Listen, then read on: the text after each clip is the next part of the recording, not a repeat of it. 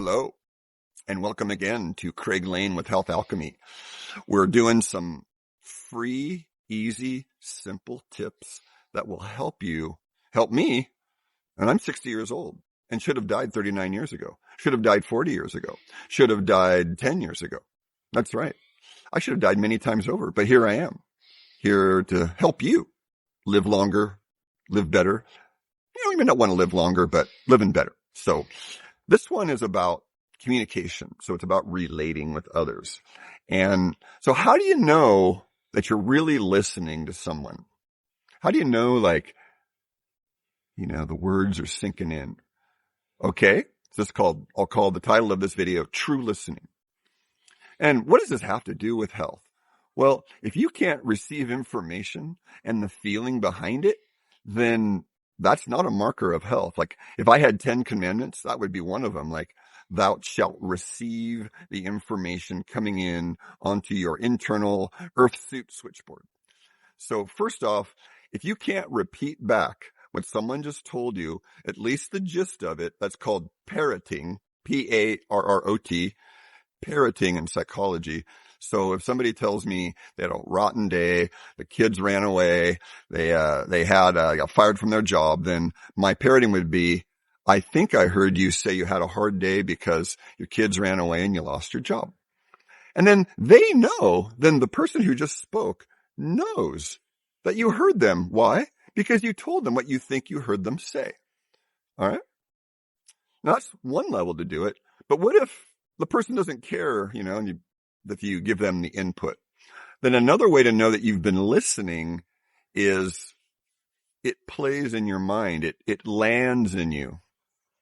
And so one way to do that is practice when someone's talking to you to not even listen to the specific words, but to listen to the feeling of the sounds entering or passing through you.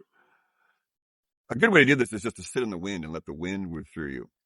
And another variation of this that one of my teachers had me do is you get a newspaper or a magazine, you cut a hole in it big enough so you can see through it, and you watch people coming towards you in a mall or a crowded place. You don't want to be a creepy, sunglasses would work, but just imagine what this person feels like coming towards you and let them walk by. And then another person comes and you let them walk by. And that's how it is, the same thing with words and sounds. You don't have to. And here's one of my greatest discoveries. I had a girlfriend that was game for communication skills. So I told her, I'm going to just let the sounds you're saying enter me.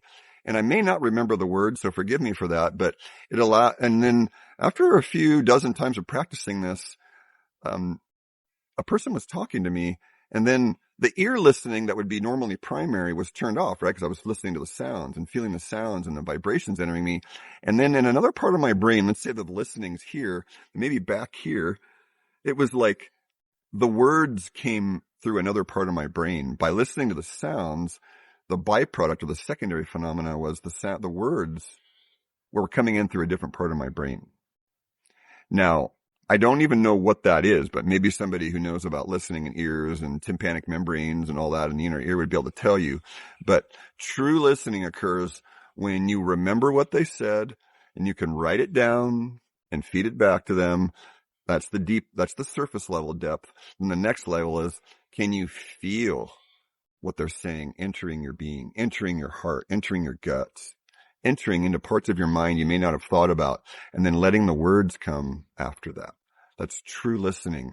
And it's more of a byproduct of good health. You can work at it and practice it. Practice makes perfect, or fake it till you make it. But in the end, you'll know that one day you'll go, I really heard this person. And then you'll know that you're in a good place.